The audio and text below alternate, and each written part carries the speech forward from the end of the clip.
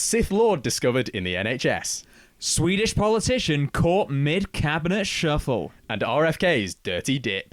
All this and more on this week's episode of News Sensation.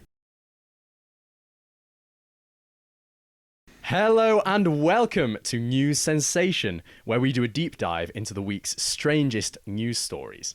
I'm Chris Patel. And I'm Matty Curry. Now, Chris, we like to do a little bit of idle chit-chat in our lives, and I think I'll start off this week's idle chit-chat. You and me, we're old school friends, we're old chums. I've been having nightmares. Okay. I've been having and it's happened consistently over the course of the last few months, but I think at this time of year, it's a nightmare that I think I share with a lot of people. Talk to me. I want to know if you have this as well. Completely relevant to all our stories this week. It's around exam season in universities across the country. Now, Yes. You and I finished our university degrees last year. And for the years prior to that, we were together in school doing a variety of exams under a variety of conditions, some of which included a global pandemic. And I find it to be the case that around this time of year, my anxiety shoots through the roof. And I find myself constantly thinking, mid-sleep, REM, my eyes moving like mad, going, I've got an essay due.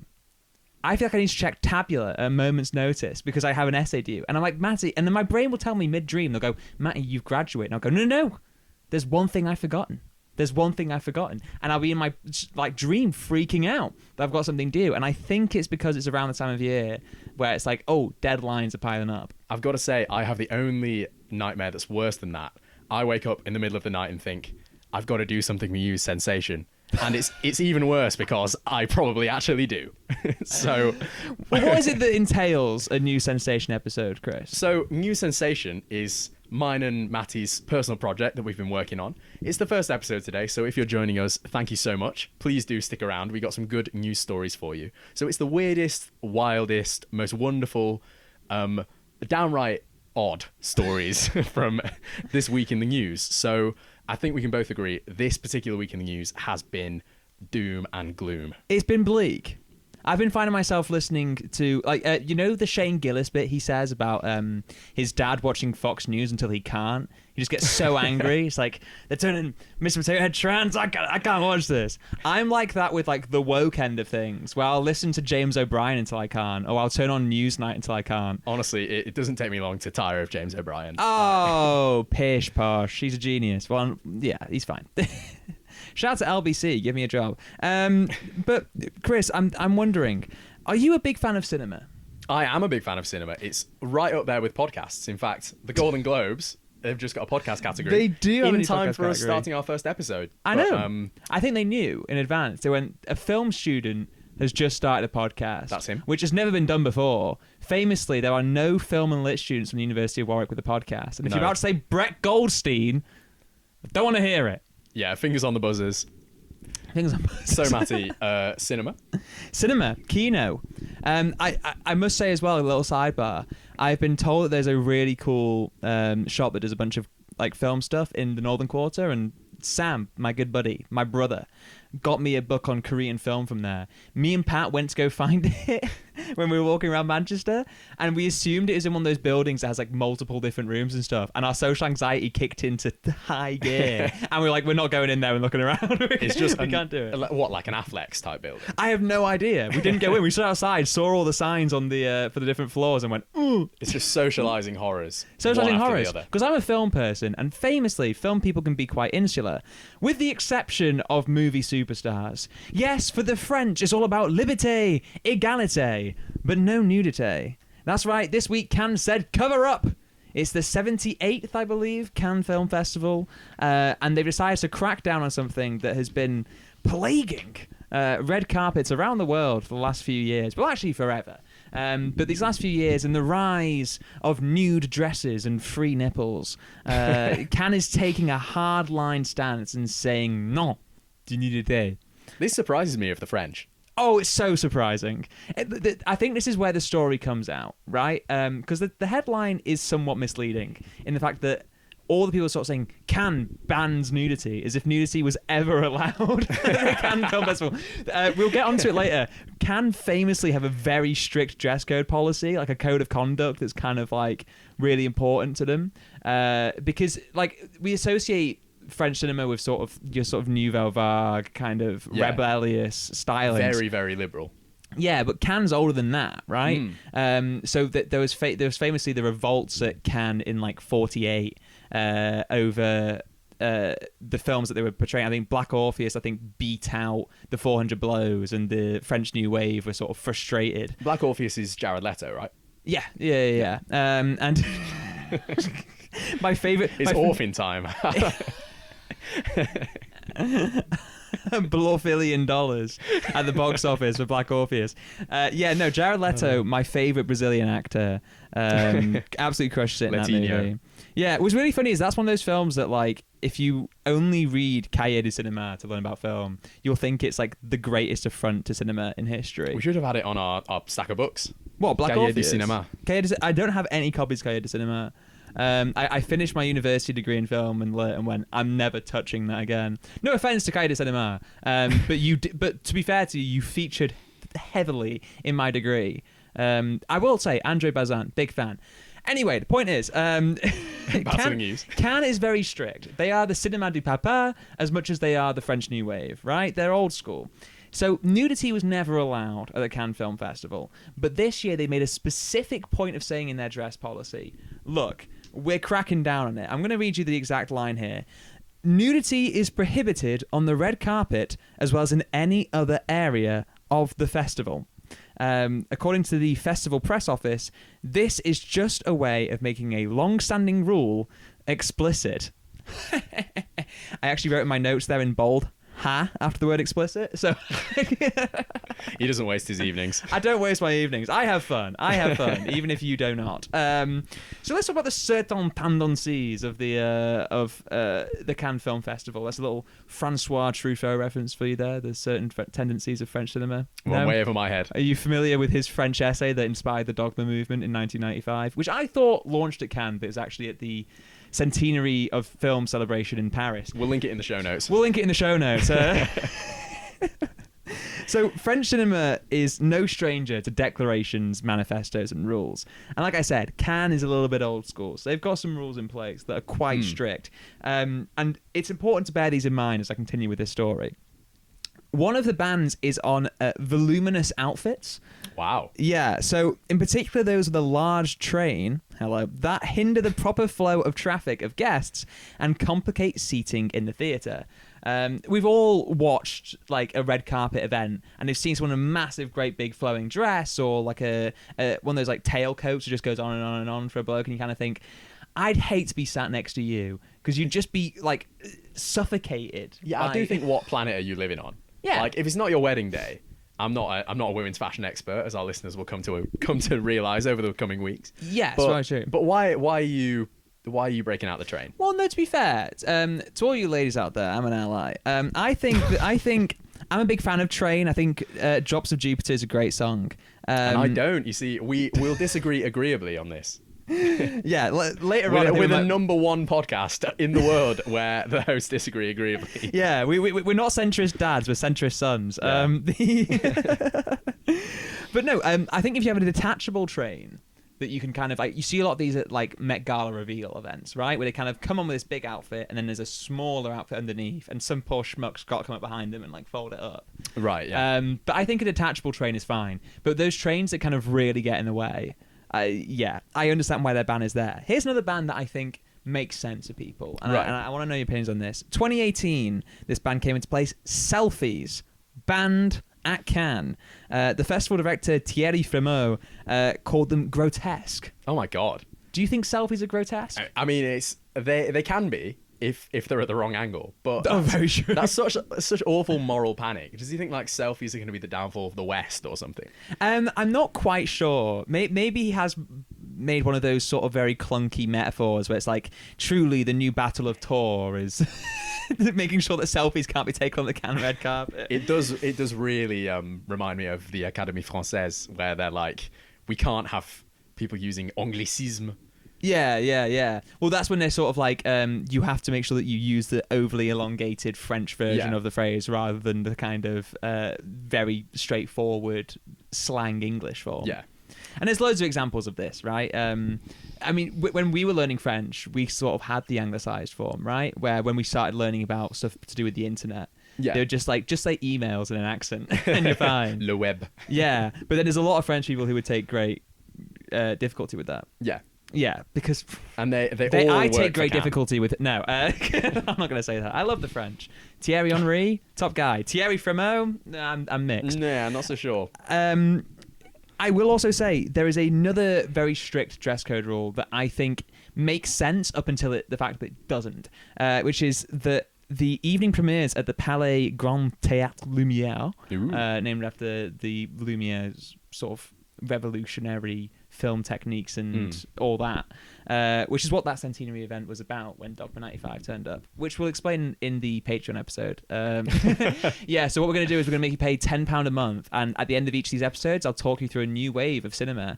Well, we can't pigeonhole ourselves this early, No. because if this takes off, we will launch a Patreon. Yeah, but also if that sounds like very interesting to you, please turn off and go outside. But anyway, it's the evening premieres at the Grand Theatre are strictly black tie and evening wear. Yeah. So none of this sort of like, going out to the red carpet statement outfits. It's like, let's prim and proper. So we had the Met Gala last week. Yes. And it seems the antithesis of the Cannes dress code. Kind of anything really goes, whereas this is, you can't wear too little, you can't wear too much. Yeah, everyone has to look quite similar. Yeah, I think with Met, the thing with the Met Gala is that like the entire point is to make the statement, right? It's very much a catwalk.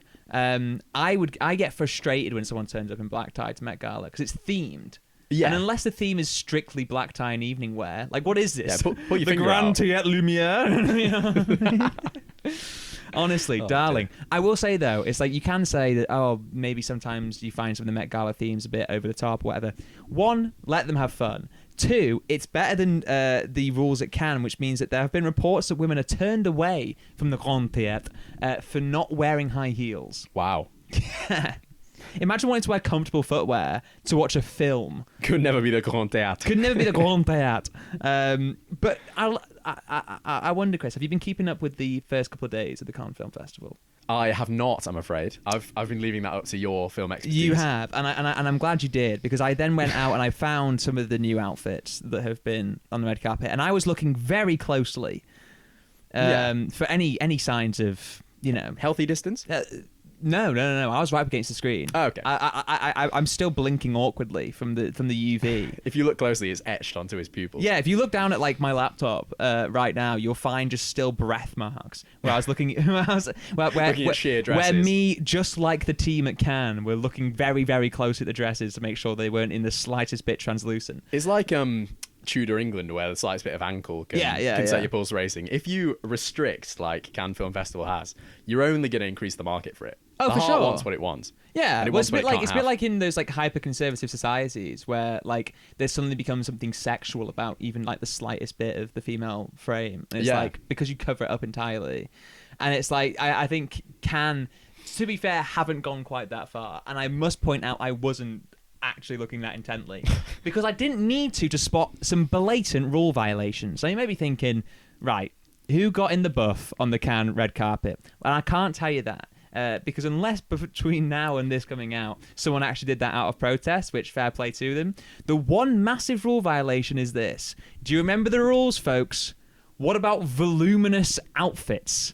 Yes, I must say with a deep, deep sadness in my heart that there are some ridiculously voluminous outfits already on the Cannes red carpet, and I'm looking at them going, that is restricting the traffic of guests and is very plainly and very obviously complicating the seating in the theatre. Is the train extending to all the seats behind them? Are they draping it over? I think seats? They put them on like the aisle. So when you like scooch out the aisle, like, oh sorry sir, sorry mate, yeah, no, it's fine. Doing that to try and get like I don't know a drink. Imagine doing that, but you're also standing on fabric. Yeah, to get a £12 bottle of champagne that's about the size of this mic. Yeah, and should we note that most of this mic is extension, like. But yeah, so and these dresses, some of them are huge, and some of the suits and things, huge outfits. And I must be thinking to myself, listen, if we aren't going to follow the strict and important rules of Cannes, then everyone might as well turn up in the buff. That's an idea. Maybe we could start a film festival. Maybe we could start a film festival where everyone turns up naked. Yeah. I think strict ban on voluminous outfits, because I can't see the screen and I'm trying to get out. You will never trip over someone's fabric if no one has any fabric to bring. This is true. Now, we would have to pay careful attention to what the seats are made out of. Leather out. You Why? can't have Why leather out? You can't be naked on a leather seat. Oh, everyone's naked. I lost track of where I literally just said. Oh, right. Strict rules on voluminous outfits, but nudity, absolutely fine. Yeah. You really shouldn't be. I wouldn't say you can't be naked on a leather seat. You probably shouldn't. You probably shouldn't be. I think because you like imagine at the end of, because I think our film festival needs to compete with these big ones. Imagine at the end of like a 6-hour Belarusian sort of like statement piece, and it's like maybe a hot summer's day. You try and stand up off that chair after sitting in it naked for 6 hours. The imprint will be... Yeah. It sounds like Velcro. Everyone's trying to get up off the chair. You got to do it during the 12-minute standing ovation. Yeah. Do they have popcorn at these festivals? Do they have snacks? You have to assume that like they have really high-end snacks. Like canapes. I feel like it's a bit like, and you might have noticed the baseball on here. We're going to talk some baseball in a while. I keep talking baseball at the moment because I'm having a great time as a Mets fan. It is kind of like going to a Mets game or a Yankees game, right? Where we know people who went to a Yankees game and they went, it was great. We had sushi. Oh. And we were like, we went to the Mets game and had a lot of popcorn and too many hot dogs. Yeah, sushi's not the vibe. No. And my hatred for the Yankees is predominantly based on the fact that they serve sushi at their ballpark. And you might find an image now of a sushi vendor at Citi Field. And you know what? Sushi, if you love sushi, brilliant. But there's certain snacks that should be at events and certain snacks that shouldn't. Lukewarm sushi is going to be jam-packed full of nasties. Yeah. You know what else is jam-packed full of nasties? Rock Creek in the United States. You don't say. So this week, RFK Jr., the vaunted health secretary, tweeted pictures of him swimming with his grandchildren in Rock Creek in Washington. Lovely Mother's Day hike. Aww. Very nice. Where swimming is banned because the creek is used to drain excess sewage. Oh. So not just excess sewage, 40 million gallons a year of excess sewage. Oh my. And we thought the Thames estuary was struggling. This is Yeah, I mean, there's higher than safe levels of E. coli. So much so that the National Park Service, which it's sort of the current administration don't really like the National Park Service. They've banned swimming in all waterways in the entirety of DC for humans and for dogs.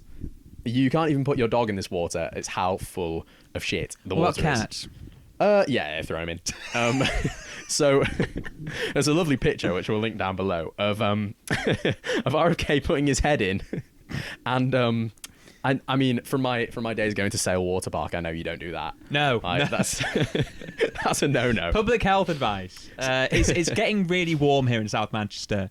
It's very hot in this room. It is very hot, yeah. Please do not put your head under the water. No, do not.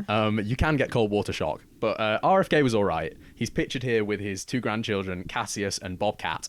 No. I don't know which is Cassius. Well, Cassius is going to be a boy, isn't he? Well... So I think Bobcat's probably the girl then. But It's a blonde-haired girl called Bobcat. Yeah. Make of that what you will. So... Do they just call her Bobby? You'd assume they just call her Bobby. Bobby Kennedy. Oh, they shouldn't call her Bobby. They probably shouldn't. Oh, unless, and we don't know this. Maybe we're doing a sequel. Hang on. Maybe Bobby Kennedy's like nickname within the Kennedy family was Bobcat. Perhaps. Yeah, that's research beyond what I did for this week. I was like, I saw a child called Bobcat, and I immediately assumed, well, that's got to be a family name. Yeah, I mean, I don't know. I don't know what drove him to name her Bobcat. We do know what's going on in his head, though, as I'll come on to later. But his slogan is "Make America Healthy Again," which this is not "Make America Healthy Again" behavior, especially because in the I think it was a decade ago, a parasitic worm was found in his brain. It had eaten part of RFK's brain and then died in there. So, like.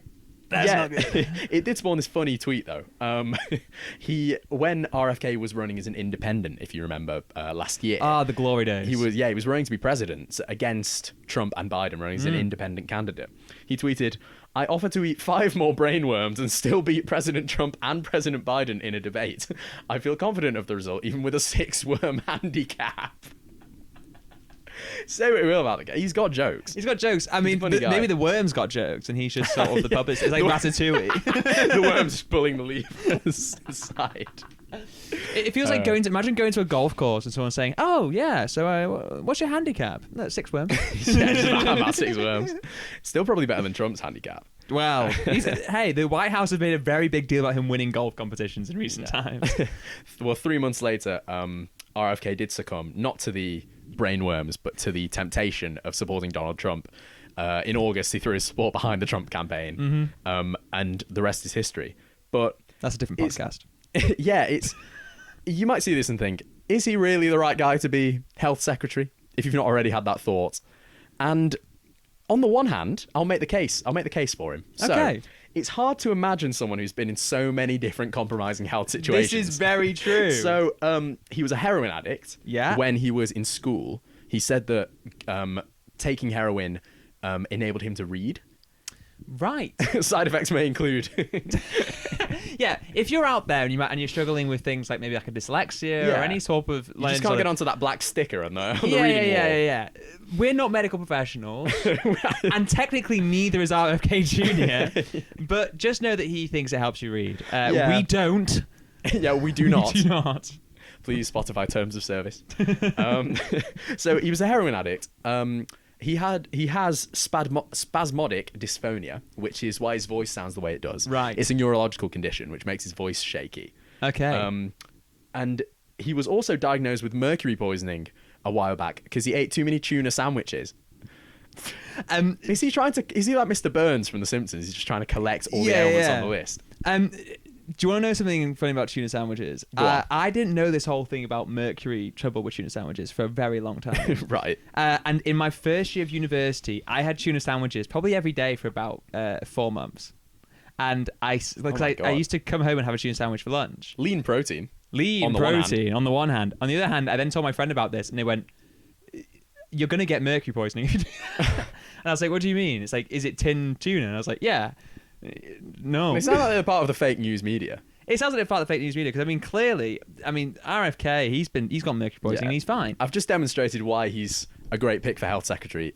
Here's why he's not. So it turns out you actually... Are you going to read the same list again? Yeah, exactly the same.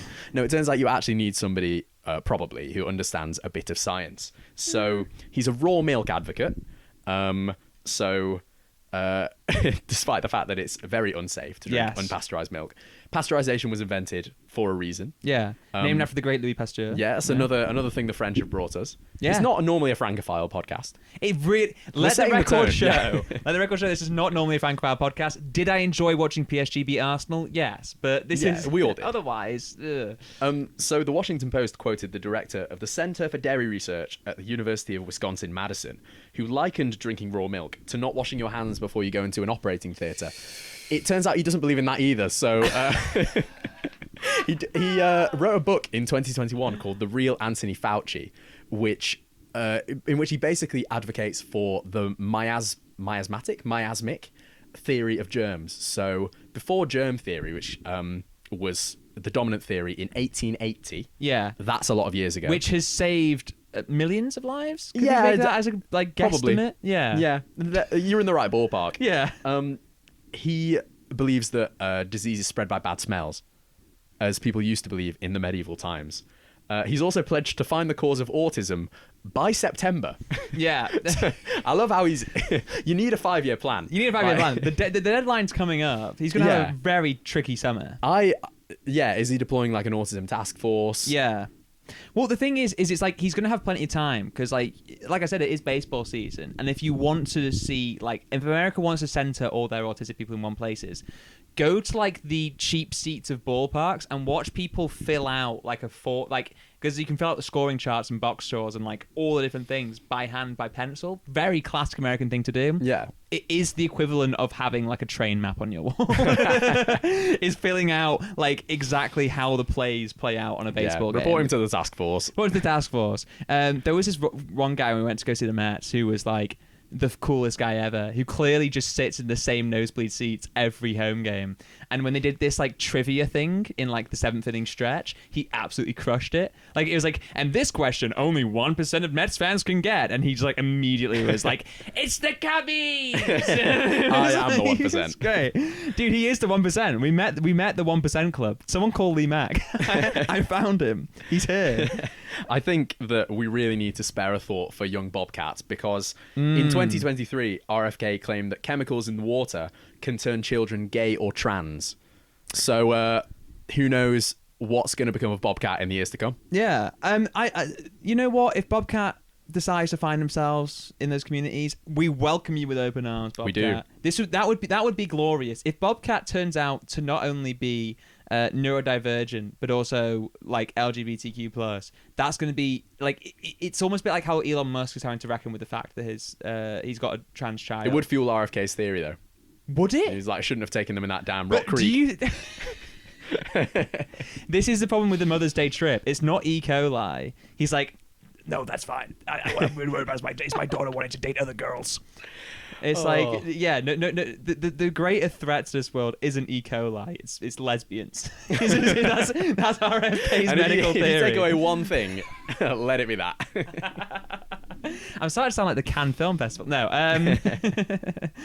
Oh, my days. No, I think RFK is a very fascinating man. I mean, what's really funny is that you mentioned germ theory. I saw something the other day about an American surgeon who was like head of a hospital and had 2 maternity wards. One where the doctors treated the expecting mothers right after being in the operating theatre, and one that was handled by the midwives. And the death rate was like 30 times higher in the doctors one where they'd been in the operating theatre. Wow. And so he says, right, what I'm going to stringently do is you have to wash your hands between the operating theatre and this maternity ward with like a chlorine solution.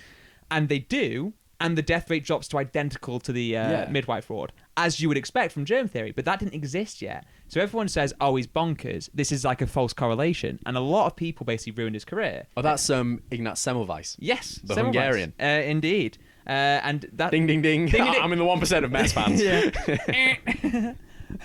Christ Patel. Is that Ed Rice Semmelweis? Yeah. That's a bit of news from this week as well. My stop. My college won university challenge. Who do they beat in the final, Chris? They beat yours. They beat my Warwick. university. Yeah.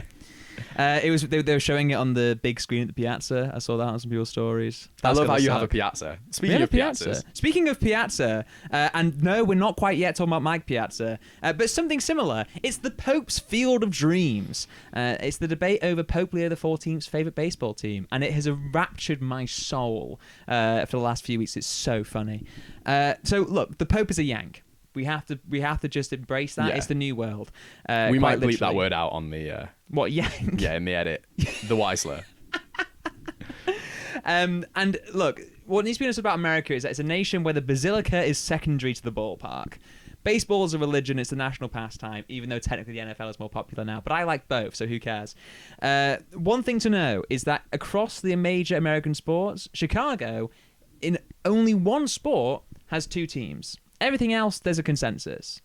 But in baseball, there's a bitter, bitter rivalry between the North Side Cubs and the South Side White Sox. Now, when it was announced that the Chicago-born Pope Leo XIV was going to lead the Catholic Church into the future, both ballparks, both teams, put a massive sign outside their stadium saying, "Hey, Chicago." In the case of Wrigley Field, it said, he's a Cubs fan. And in the case of Wright Field, it said, he's a Sox fan. Immediately launching the entire city to go, which one is he? Because unless he's both and he's playing both sides of it, which, I think is a very... That takes some real papal patience to do. To kind of have a cross-city thing of going, well, technically they play in different conferences, They don't have to be enemies. Can you have 2 teams? I know in football you can't. Maybe if they play in different leagues, actually. Yeah, so, this is the thing to consider, is that technically they won't play each other in many meaningful games until the postseason. Right. But it's worth remembering the White Sox won their first World Series against the Cubs in a crosstown rivalry, and they replaced the Cubs on the south side of Chicago. This isn't one of those rivalries where you can play both sides. This runs deep. Yeah, you don't want to start a religious war over this either. No, this is the Chicago Holy War. It needs to be noted, because the Chi-Town Crusade. Yeah, because there's loads of American sports holy wars. A lot of them in Southeastern Conference American football in the college circuit. There is literally a few rivalries in college football and college sports generally called the Holy War.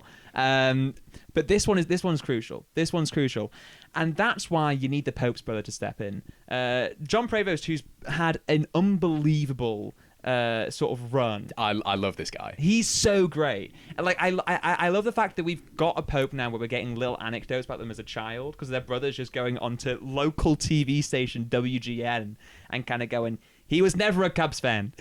Yeah. Say what you will about American journalism. I certainly will. But they really do have a much better funded local journalism setup than most areas of the UK do. I will say not through any fault of the local papers in particular, but well, it's because it's massive. It's huge. America's massive. This is the thing. It's I always forget this, and then I they do sort of the sports thing. They kind of go, yeah. So they just did a short 500-mile journey for this next game, and you're like, they played last night. What do you mean? Yeah, it's like people driving 2-3 hours to get a haircut. Yeah, that's bonkers to me. Well, I mean, there's the old adage, for a European, 100 miles is a long way, and for American, 100 years is a long time. That's kind of where we're at. But John was adamant. His brother was never a Cubs fan. He was always a White Sox fan. And this is interesting because there's actually some split family loyalties here. Ooh. His mum is from the north side of Chicago, although her sons were born on the south side. So all her family are Cubs fans, which is probably where the confusion comes in. His dad, in the greatest sort of fitting moment of sort of fortune ever, was a Cardinals fan. They're from Arizona. Not the Arizona Cardinals, the St. Louis Cardinals. Oh. Same name, different sport. So it's really, really funny that the idea that I have to write down in my notes, father a Cardinals fan in reference to the Pope. But the revelation came with some extra fun tidbits. And this is what you might have seen cropping up in your social media feeds. Alongside his brother's announcement, old photos and footage emerged. So the White Sox last played in the World Series, which is the big baseball championship. Technically it makes them quote unquote world champions. It doesn't. There is the World Baseball Classic. There's the World Cup, and Japan are very good and they won the last one. Is it like a proper competition or is it like Club World Cup vibes? It's proper. It used to be a little bit, but now it's huge. It's huge. But it's called the World Series after a paper. It used to be called the World Series kind of thing. Just, I want to throw that out there as a common misconception. Last time they played was in 2005. They played the Astros, and Game 1 was played at what is now known as Wright Field, the Chicago White Sox Stadium, and somebody found in their digital archives a picture of a man called Ed Schmidt with his grandson. Really cute family moment. I will probably link it down below as well. Yeah. Adorable photo. Who's in the back? Pope Leo XIV, then Robert Prevost, stood there watching from the stands, enjoying the World Series for himself. Someone then went the extra step, though, and went back into the Fox broadcast of that game, and as a random crowd shot that just so happened to capture amongst the tens of thousands in attendance, the Pope. I love the fact that we're getting now in the modern age civilian photos of popes. Oh, the one of the late Pope Francis on the metro in Buenos Aires. Yeah, it's so good. It's hard. It goes so leather hard. jackets don't go out of style. They don't. That's the thing. I think he had a classic style to him, both as a man and in terms of his fashion. And I hope that's something he passes on. Because they've been saying that Leo XIV is going to be fairly similar to Francis, which I think is important because Francis was a great pope. They're also both icons for men who are insecure about their hairlines because the amount of, and it might be kind of God-given aura that you can only have if you hold that office, but True. The amount of swagger that they both have, despite the fact that their hairlines have been pushed back to Kingdom Come. I think it's something about that timeless look as well. I think it's that kind of thing of it's sort of like you can wear anything if you wear it with confidence. Like, The I papal know. robes. Speaking of the Met Gala, Yeah. right? If I went out in any item of clothing ever possessed by Coleman Domingo, I might look Ooh. ridiculous. Yeah. But Coleman Domingo has such wonderful energy. He's so handsome. He's built so like he's an Adonis. He's so glorious. His energy matches his style, and so he's constantly a red carpet I staple. think for me. you're kind of. I'm getting there. You've got the moustache. You've got kind of maybe slightly longer hair. Yeah. You're just a bit more pink. We'd call you Coleman Flamingo. Did you just come up with that on the spot? You're good. This guy's good. Thank you. But yeah, no, confidence is a preference, right? And Yeah. I think this is absolutely the case when you're a pope, but also when you've got a receding hairline. I mean, just look at George Costanza. He came with that drip every episode of Seinfeld. And I feel like he was the punching bag, though. Having never seen Seinfeld. he was. But I think when you look back and watch the series, George is the true everyman of the piece. Seinfeld is Seinfeld. And so if you don't like Seinfeld as like a comedian or a person, whatever it might be, you can still enjoy Seinfeld because it's just sort of like it very much in a true cinema verite just places him as himself. Whereas George Costanza, I think, is really where we find our associations. Him and Elaine carry that show for me. And the style... We could do a whole other Patreon episode about this. Yeah, so if you tune in for the Patreon episode, not only will I give you an in-depth breakdown of cinematic movements, but I will also break down every piece of clothing that George Costanza wears in Seinfeld. But anyway, I'll stop boring you with some Yankee nonsense. Yeah. Let's come back to more comfortable sides of the Atlantic. What on earth is going on in Sweden? So, our next story takes us to the salty shores of Sweden, where the National Security Advisor, Tobias Tuber, has quit hours after taking up the role after somebody sent his grinder pictures to the government. So, reporting by The Local, which is an English language news network through Europe, it says the comedian Jonas Gardell, who has long acted as an unofficial representative of gay people in Sweden, explained that among gay men, sending such pictures is an everyday event. You call it a dick pic, we call it a business card. And I know women often think it's disgusting, but we gays generally think it's the best thing ever. Hey, well, you know what? I can't speak for the gay community of Sweden. No. But I can speak for myself when I say I immediately love Jonas Gardell. Yeah, and the business card thing makes me think of the scene in American Psycho. Can I see that in Bone? Let's see the National Security Advisor. Yeah. So that's your I filled you in on dick pics there. Okay. So yeah, he was dismissed from, or he chose to leave rather, his role within a matter of hours. So Sweden is divided about this. So on the kind of Jonas Gardell supportive side, an article in QX, which is a gay news site in Sweden, pointed out that it's actually obviously revenge porn. So Tuber's the victim of a crime. Yeah. And I'm not 100% sure what was in these photos, as we've on the news sensation not been able to access them. Both have been banned from Grindr. But if the pics were public, like displayed publicly on his profile, they're unlikely to have been nudity, because the Grindr community guidelines says that on profiles we allow underwear photos, non-pornographic sexual poses, and some images of butts if they are non-graphic and without an overly sexual context. A butt on Grindr? Can there be a non-graphic, non-sexual context for that? Yeah, art. Enough said. Enough said. But I'm talking to you, Can. some people are angry at Tuber about this. So he was obligated to share the information during the recruitment process and failed to do so. What kind of Mickey Mouse recruitment process is this? Send all your nudes. I'm going to keep them in this shared, just in this locked box. So did he not even declare that he had a Grindr profile? Is this part of the issue? I think it's possible. I think it's the pictures. I think because normally when you're getting into roles like this, you're meant to declare anything that could be compromising in the future. Right. But yeah, I don't know, I'll ask you what you think in a minute, but also some people have said he brings shame to Sweden because the previous National Security Advisor, Henrik Landerholm, was also plagued by carelessness. He accidentally left classified documents in a hotel.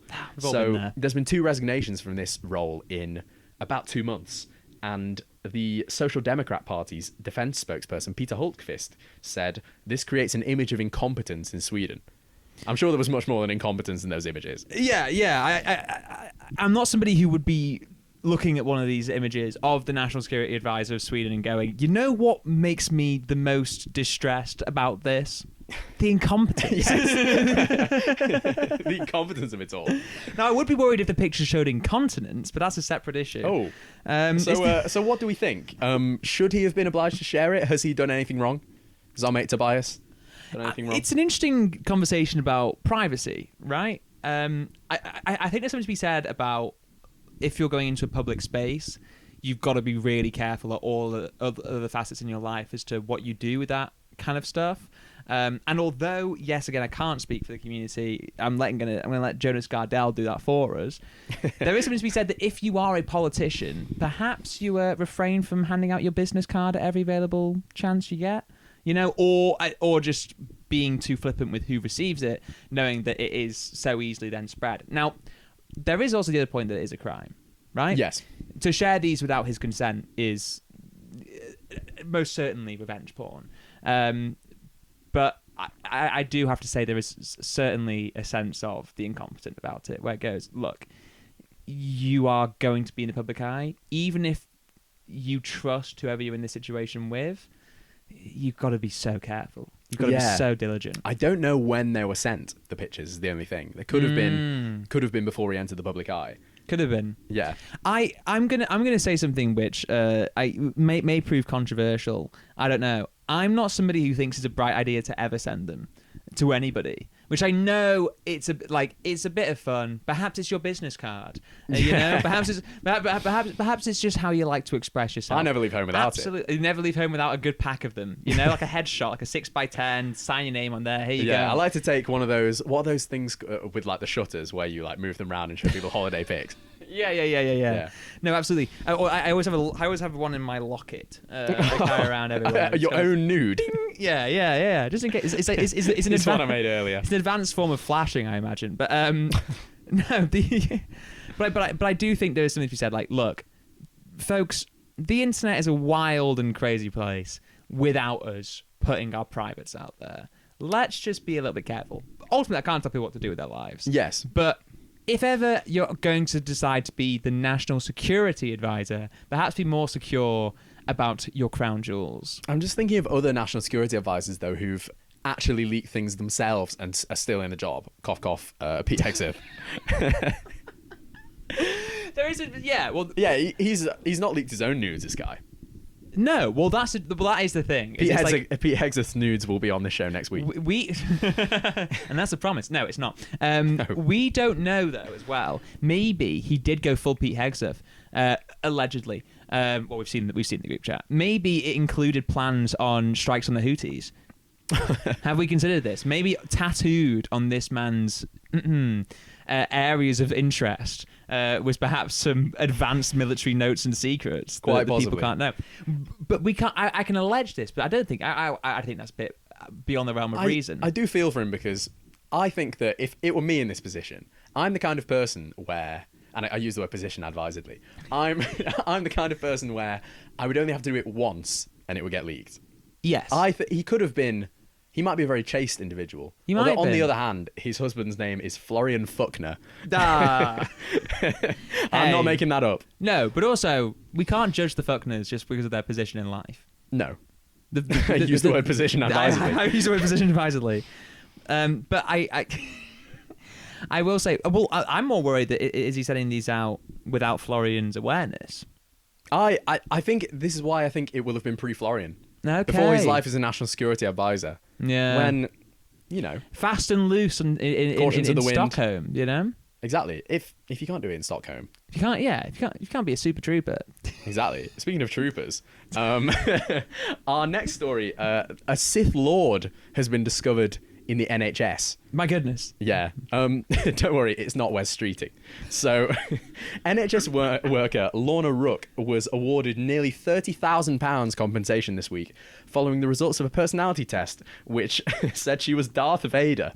So, back in 2021, her colleague took a Star Wars-themed personality test on her behalf, code for behind her back, with it concluding that Ms. Rook was Darth Vader. So I think it was based on the Myers-Briggs test, and each code was given a Star Wars character, and she got Vader. And then the result was announced in front of colleagues, and the employment tribunal found that the incident was a detriment, which means it caused her a negative impact. It harmed her. And Darth Vader in this, if you have a Darth Vader personality, according to this test, you're a very focused individual who brings the team together. That's not too bad. That's not too bad at all. But the judge was not convinced that there were any positives to this characterization. I've seen the next quote, and I've already got objections. Okay, well, we'll read it out. Judge Catherine Ramsden said, Darth Vader is a legendary villain of the Star Wars series, and being aligned with his personality is insulting.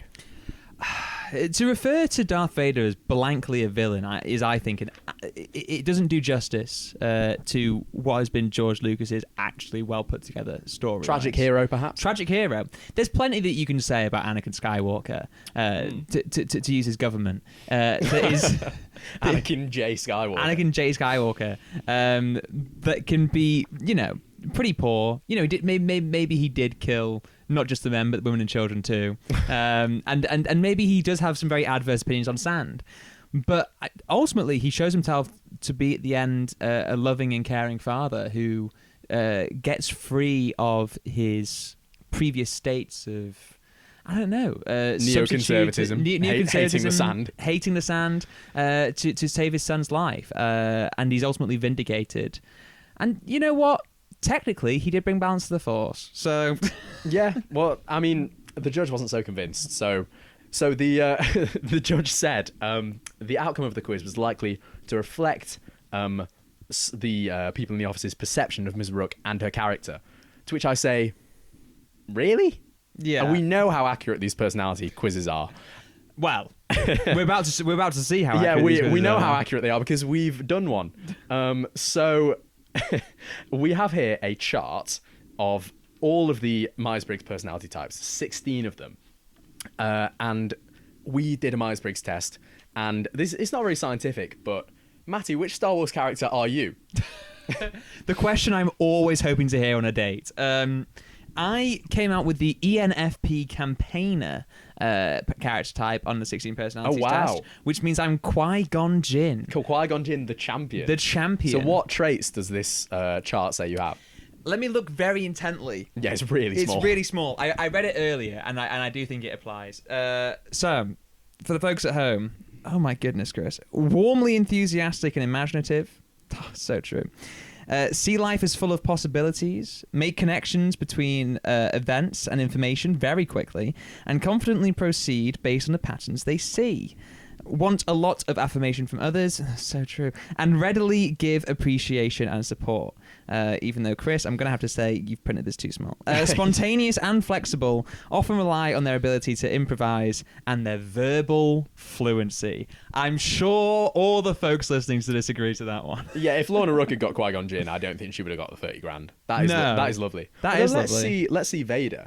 Practical, realistic, matter of fact, decisive. Yes. Quickly moves to implement decisions. Yeah. Now, I don't know if she does, but if Lorna Rook had asthma, then this all flies out of the window, and it's just taking the piss, isn't it? Why are you being called Darth Vader? I don't remember being asked on the test if I had asthma. But maybe I missed it. Personality, asthma. I took the test as well, and it turns out that I am Princess Leia. Oh. Which. Yeah, okay, well, makes you the executive. It says that I'm frank. I thought I was Leia. Decisive, assume leadership readily. Quickly see illogical and inefficient procedures and policies. Right. Develop and implement I'm already bored by this. This is KPMG talk. I can't sit through this. You got quite a boring one. What do you feel about that? It's really boring. Leia's not one of my favorite characters. Like the do. Really? Not really. Leia Organa's a great character. I didn't buy it when she started breathing in space. Yeah, that was slightly silly. Yeah. We can forget most what happens in the sequels. Yeah. In the sequels. The sequels, yeah. So you have the originals, the prequels, and the sequels. Yeah, the sequels are not canon. You heard it here first. Yeah. We make the rules, Disney. Good job with Andor, though. That was actually really good. Yeah. So there's clearly a mismatch here between what the character is and what this thing says.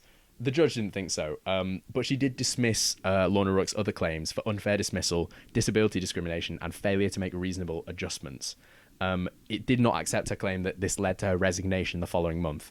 So it sounds like a general pattern of behaviour. It sounds like she was perhaps forced out.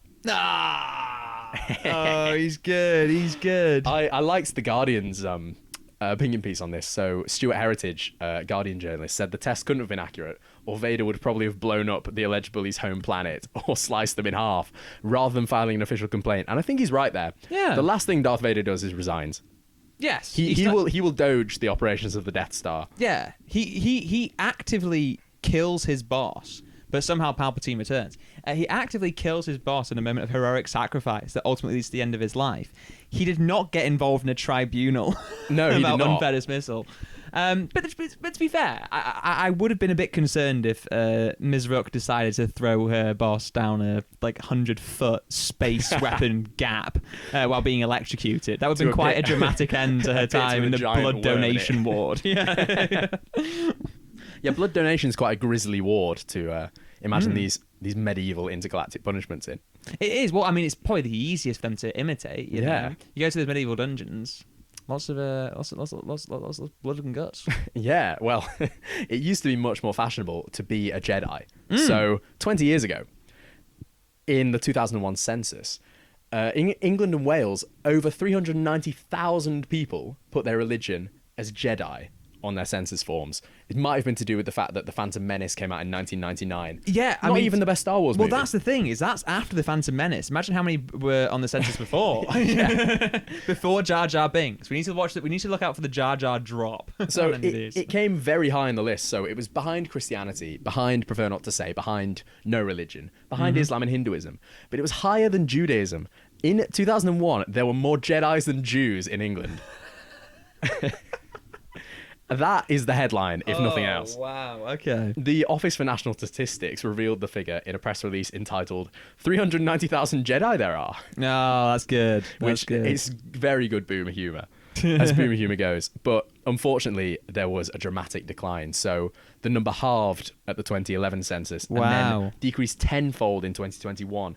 There were only 1,600 Jedi in the UK 4 years ago. Wow. It's because Lorna's going 66. Lorna's going out and killing them all. Lorna went out with Emperor Palpatine. Yeah, no. Are we going to be taken to tribunal now? No, maybe. That really is a bit of a Revenge of the Sith sort of moment there. That's oh man. Order 66, very effective. I must say, I am kind of happy with this decline. Big win for the Jews. We're back, baby. We're back. Yeah, the Jews and the Jedi. There was always there was always this kind of between us. Well, I mean, Watto is a bit of an yeah. We're gonna potentially anti-Semitic creation. Let's throw this out there. After the Phantom Menace, there's that many Jedi. I know who you are. I know who you are. When we were introduced to Watto, okay, I see how it is. But you know what? There's the chosen people. We're back. We're so back. It could be worse for Lorna Rook. It could be worse. She could be Palpatine, which is another one of the options on there, isn't it? Yeah, exactly. I mean, the description, they were all so watered down. Like even Sidious was like goal oriented. It's very much like astrology. Yeah, where you can fit into any of them. You can fit into any, no matter what star sign. It's like projects that you have sown the seeds for in the future may bear fruit. It's in fact just like this podcast. Well, it's so true. That being said, if someone wants to contest that I'm not Qui-Gon Jinn, fight me. I'll probably die in a heroic moment that leads to my Padawan having a revitalized sense of their own importance in the galactic combat of the universe. But I'll fight you nonetheless. And speaking of fights, there is a heavyweight clash on the horizon, Chris. There is. That next Wednesday, 16th plays 17th in a relegation 6-point... Oh, sorry, no, I need to check my notes here. No, sorry, my beloved Manchester United are playing Tottenham Hotspur in the Europa League final. And that isn't the main headline, because we like to say the weird news here. And although it's kind of strange that the two teams just above the relegation zone, the Prem, by a comfortable margin... are in the Europa League final and on the verge of Champions League football. So funny. The worst, best season ever. The best season. Best worst. Arsenal is the worst, best season ever right now. The Arsenal team that's basically come runner-up in everything. That's the worst best. We are fighting for the best, worst season ever. And at the other side of it, comes a mighty, mighty celebration. A bit like at the end of Star Wars, when you got the Ewoks out and they're dancing around. It's a big bonfire. United have decided that should they win next Wednesday, instead of all this nonsense of an open bus tour around the city, everyone cheering, celebrating, flares out. No. Popping the shrimp on the barbie, we're having a cookout at Carrington to celebrate the Europa League final. Now, it's important that I note this. There are numerous reasons why this has gone ahead, and this isn't even the first time that we've come to this decision. The last time we won the Europa League was in 2017, and we didn't do an open bus stop tour there. We didn't do it for any of our domestic trophies since Fergie left. We've won 2 FA Cups, 2 League Cups. Didn't do it for either of those. Looking at you, Newcastle. Nice Carabao. To be fair, first trophy in 60 years, Yeah. Which is a joke in itself. But Visit Saudi Arabia. Visit Saudi Arabia. Yeah, great tourism opportunity. The Carabao Cup Trophy Parade. I was about to say don't, but do if you want. Don't do it on our... Do what you want to do. Yeah. Don't do it on our recommendation. Don't do it on our recommendation. Do it on DAZN's. No, but the... But what's really interesting is that we didn't even do it for the Champions League in 2008. Yeah, wow. the players were really confused by this. They were like, we just won the double. We won one of the most dramatic Champions League finals ever, and we're not doing an open bus tour. And Fergie was like, nah, no need. The big thing is that this has come in line with what I've captioned here, the big cost cutters effort of Manchester United. It's real home bargains on the home front for Man U right now. The Ineos takeover has come alongside a lot of, let's just say, adventurous budgeting decisions. And you can love them or hate them, but it has put us in a very difficult spot. So look, Ratcliffe's efforts to cut spending are widely documented. That's Sir Jim Ratcliffe to you. Sir Jim. But they're coming alongside some really awkward decisions around the final itself. The players are only being given 2 free tickets. Bearing in mind, some of them have more than 2 kids. that's a little bit tough. But yeah, they're only given 2 free tickets, and it's same day travel. So yeah, enjoy that delay. Where's this final? Wembley. Bilbao. Oh, Bilbao. Same day travel to Bilbao. Yeah. Gosh. Have fun with that. Probably flying out of Manchester Airport as well. I'm not going to make any comments on that. But why is it in Bilbao with an all-English final? Well, I guess it's decided because it's decided way ahead of time. Chris. Yeah, but that's why Bilbao was so Bilbao went to the semis and we beat them in the semis, and it's like there's roundly. They're beaten roundly by current United. 7-1 on aggregate. Ooh. So funny. We are terrible. How did that make you feel? Anyway, this is a podcast of United fans. This is a podcast of United fans. But also fans, a podcast of realists. Yeah, podcast of realists. The players were told that they were allowed to buy up to 10 further tickets, but they would have to figure out the travel arrangements for themselves. Yeah. Now, the club have said it's because they want as many of the 15,000 ticket allocations to go to supporters rather than freeloading wives and children. But wait for the price. Yeah, well, the price is going to... the price is already fluctuating because you're getting into the zone of they're already sold out. So yeah, the idea that any of this is fans first does not sit right with me. Well, look, intention is always hard to judge, but what can't be judged, like what is very clear and obvious, much like a VAR decision is supposed to be, is that the club is really cutting corners where they can. Coaches, physios, and support team were also told they wouldn't get the free tickets. And they don't even get the 2 free tickets; they just got none. This isn't the worst they've been stiffed though. Didn't they have to eat leftovers from a corporate event? Yeah, and their it was near a toilet where they had to eat them. I believe their dining areas moved to opposite a toilet. Yeah, I'm not entirely sure on the speculation around all of that. Yeah. Because what needs to be noted is that Manchester United is a huge operation, so there's loads of different staff, and there may be reports of that happening to some staff. I don't know which staff is affected. I know in this case, the coaches who have kind of been affected most by this is Amram's own backroom staff. So the people who he works with every day and who are a massive part of getting the thing rolling. Think when Ten Hag were manager of the month and he had all those people pose with him. like that level of the staff, the people who sit behind Amarim on the bench, and the posse, the gang, the squad, the boys. And you know what? You got to look out for your boys. What good is first class if they can't sit with you? To paraphrase J. Cole, because I can't say all the words in that line. Man United fortunately has a man who is hopefully for all seasons in Ruben Amorim, a true mensch who has paid for 30 of his backroom staff to have their friends and family fly out. Again, they could only offer like 2 players, but this is out of Amorim's own pocket. Or I say 2 players, 2 family members, which is the same as the players, but Amarim's paying for it, not the club, straight out of his own pocket, out of his own wages. And it's because he was like, look, if my backroom staff have worked this hard, have stayed all this time away from their families, they should at least have the opportunity to have friends and family with them. A lot of them like had to travel from Portugal with him to Manchester, go through the adjustment, go through a really rough season. And so he's rewarding them for that because he sees it as a very important step to reward them. And he's absolutely right. But these cost-cutting measures aren't necessarily the reason for the bus parade being cancelled. It's because football has gone crazy. When I tell you the game's gone, the game might actually be gone. Not just for the fans, but for the players. Do you want to hear United's schedule for the next couple of months? Lay it on. I'll lay it on. The season ends, not this weekend coming, the weekend after. So you might be thinking, love it. Put your feet up, have some time off, go to an all-inclusive somewhere, eat a little bit too much, burn it off with a nice run towards the start of August, get back playing in pre-season. No.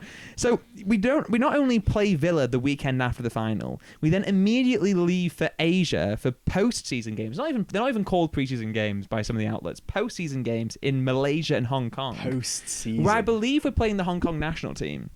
I love when that happens, though, to be fair. Yeah, it's Vietnam Dortmund is one of my favourite all-time games. Yeah, brilliant. 2-1. To who? Dortmund.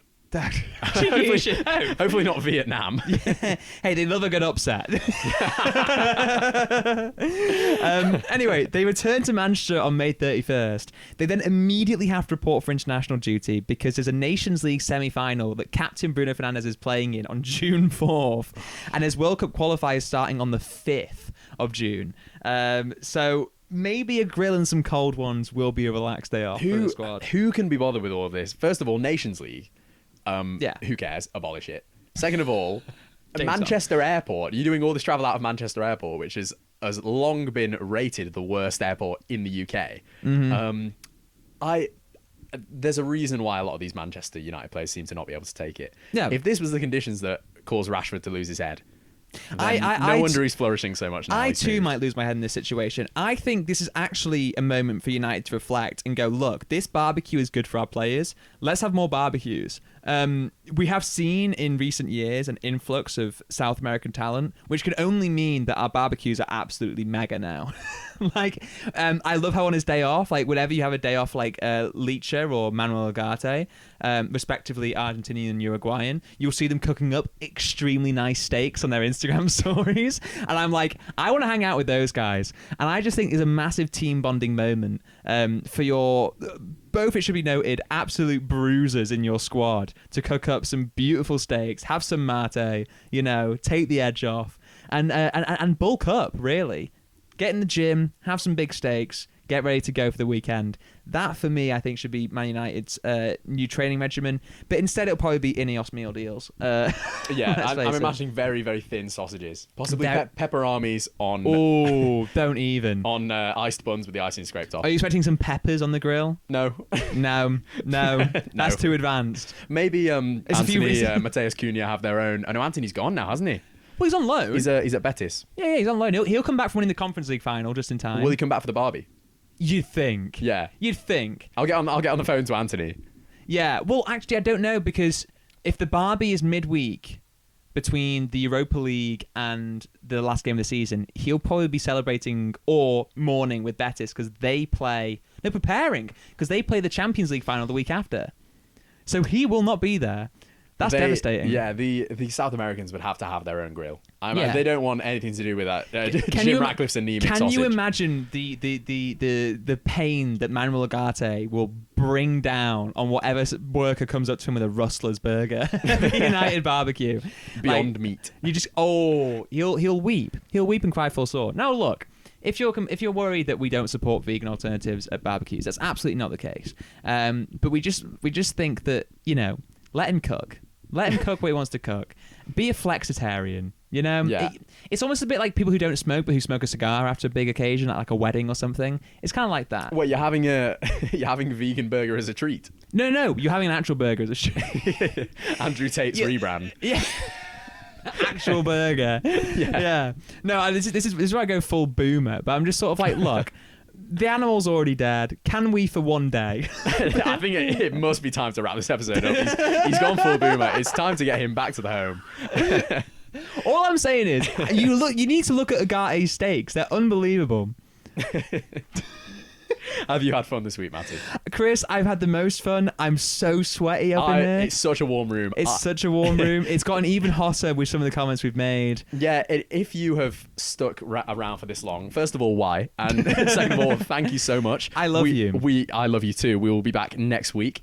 I've been Chris Patel. And I've been Matty Curry. Thank you for listening.